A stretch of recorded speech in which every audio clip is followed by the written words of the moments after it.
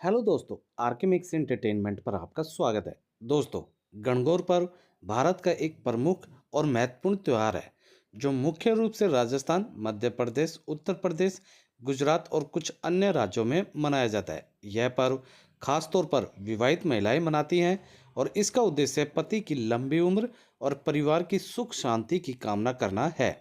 गणगौर पर्व का संबंध भगवान शिव और माता पार्वती की पूजा से है और यह चैत्र माह के शुक्ल पक्ष की तृतीया तिथि को मनाया जाता है। अब बात कर लेते हैं गणगौर पर्व के महत्व के बारे में। गणगौर पर्व का मुख्य उद्देश्य माता पार्वती की पूजा और उनका सम्मान करना होता है, क्योंकि उन्हें ही गृहस्थ जीवन और सुखी विवाह का प्रतीक माना जाता है।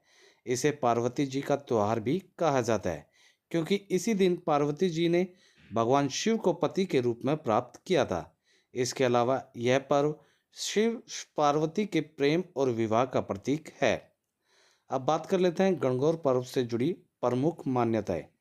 जैसे शिव पार्वती का मिलन, माना जाता है कि गणगौर का पर्व उस दिन को याद करता है जब माता पार्वती ने तपस्या करके भगवान शिव को अपने पति के रूप में प्राप्त किया था।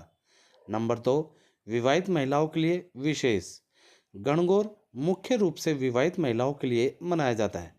महिलाएं इस दिन उपवासी रहकर विशेष पूजा करती हैं और अपने पति की लंबी उम्र, समृद्धि और सुख शांति की कामना करती हैं। नंबर 3, कन्याओं के लिए भी पूजा। यह पर्व कुंवारी लड़कियों के लिए भी खास होता है। वे इस दिन भगवान शिव और माता पार्वती की पूजा करके अच्छे पति की प्राप्ति की कामना करती हैं। गणगौर पूजा विधि बताता हूँ। सब नंबर 1, सजावट। इस दिन महिलाएं गणगौर की मूर्तियाँ जो आमतौर पर मिट्टी या लकड़ी से बनी होती हैं उनको सजाती हैं। ये मूर्तियाँ पारंपरिक रूप से माता पार्वती और भगवान शिव की होती है। इन्हें सजाकर पूजा स्थल पर रखा जाता है। उपटन और स्नान। महिलाएं इस दिन उपटन करती हैं और स्नान करके नए वस्त्र पहनती हैं। उन्हें अच्छे स्वास्थ्य और सुख शांति के लिए एक शुभ कार्य माना जाता है। 3, व्रत और उपवास। महिलाएं इस दिन उपवासी रहकर व्रत करती हैं और गणगौर की पूजा विधि पूर्वक करती हैं।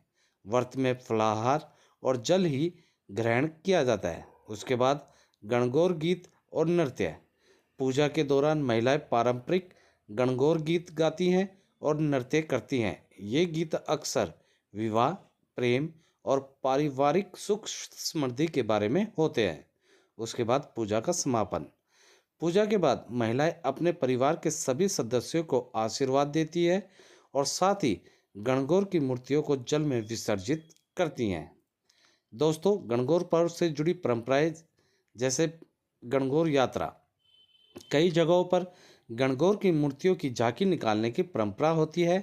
यह यात्रा बड़ी धूमधाम से होती है, जिसमें महिलाएं पारंपरिक परिधानों में सजकर भाग लेती हैं। संगीत, नृत्य और गीतों के साथ यह यात्रा बहुत उत्साहपूर्ण होती है। उसके बाद कविता और लोकगीत। महिलाएं इस दिन विशेष रूप से लोकगीत गाती हैं, जिन्हें गणगौर गीत कहा जाता है।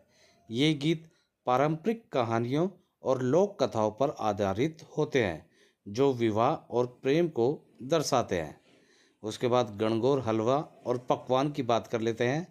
इस दिन विशेष रूप से गणगौर हलवा, गुजिया और चिप्स जैसे स्वादिष्ट पकवान बनाए जाते हैं। महिलाएं इन्हें एक दूसरे को खिलाकर खुशी मनाती हैं।